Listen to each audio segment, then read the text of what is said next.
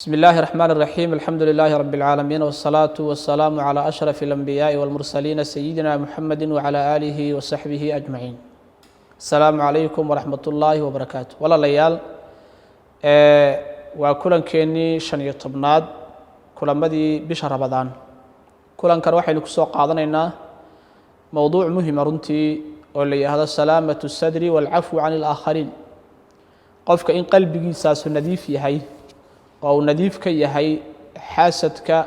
iyo xiqdiga iyo xinanaaska iyo inuu dadka wax u hayo oo qalbigiisu uu saafi ahaado walaalihiisa uu laabfayo yahay arintaasi arin aad u muhiim weeyaan waxaynu ku koobsanaynaa insha Allah ta'ala hal qiso oo xadiis ah nabiga kaleey salaatu wasalaam maalin asagoo saxaabadiisa dhex fadhiya oo masaajidka la joogo ayaa nabigu wuxuu ku yahay albaabkaas intuu albaab u tilmaamay waxa idinka soo gali doona nin ahlul janna saxaabadii way sugeen albaabkii waa la wada eegay sidii loo sugay ninka ahlul jannaha soo galaya waxa soo galay nin reer baadiye ah oo intuu soo weysaystay garkiisa iyo biyihii ka sii qoyan yihiin oo kabihiisa gacanta ku wata ayaa ka soo galay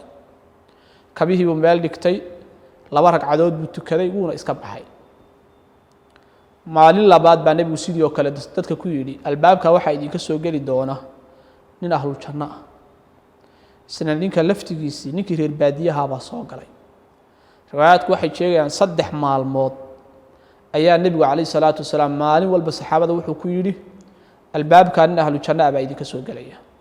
3 jeer bana waxa soo galay ninkii reer baadiyaha saxaabi kamida saxaabadii yaryarayda rasuulka da ahaan dhalinyarta ahayd ayaa wuxuu ku tala galay ninkaasi wuxuu jannada ku galay inuu soo ogaado dabeetana wuxuu yiri saxaabigaasi waan raacay ninkii waan ka daba tagay gurigiisa baadiyuhu caraabay baan uga daba caraabay habeenkii markuu gurigiisa ku hoyday baan u tagay waxaan ku dhiniyo nin dhalinyaro ah baan ahay aabahay baan isoo layno isoo dagaalnay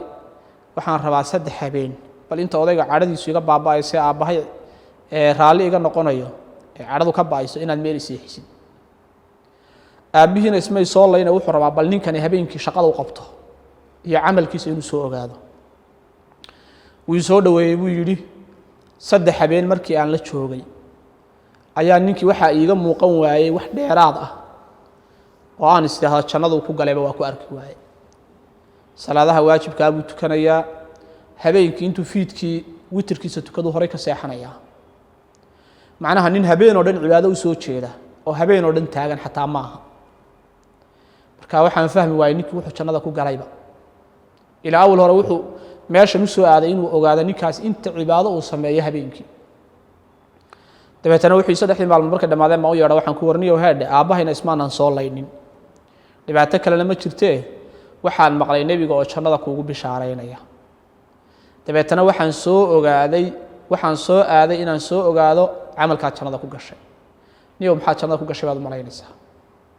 markaas wax kale oo jannada ku galay garan bay hadiiba la igu bishaareeyay habeen kasta markaan seexanayo ayaan xasuustaa qof allaale iyo qofkii waxna dhex mareen oo wax yeelay mid aflagaadeeyay mid xoolahayga wax yeelay mid wax iga sheegay markaasaan ayagoo dhan iska cafiyaa habeen kaliya ma seexdo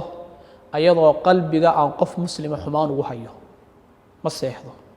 qof walba wixii geystay waan iska cafiyaa anoo qalbi fayow baan seexdaa ma u jeedaa ninkaas wuxuu jannada ku galay waa qalbi fayoobaanta waayo way isku xidhan yihiin hadda dadka iska cafin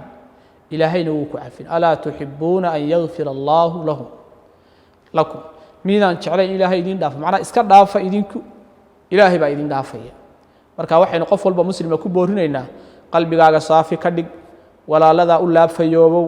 waxa lagu gaarsiinayo iska ilow nolol wanaagsan baad ku noolaan ilaahay agtiisa dambi dhaaf baad ka helaysaa. Wassalaamu calaykum wa rahmatullaahi wa barakaatuh.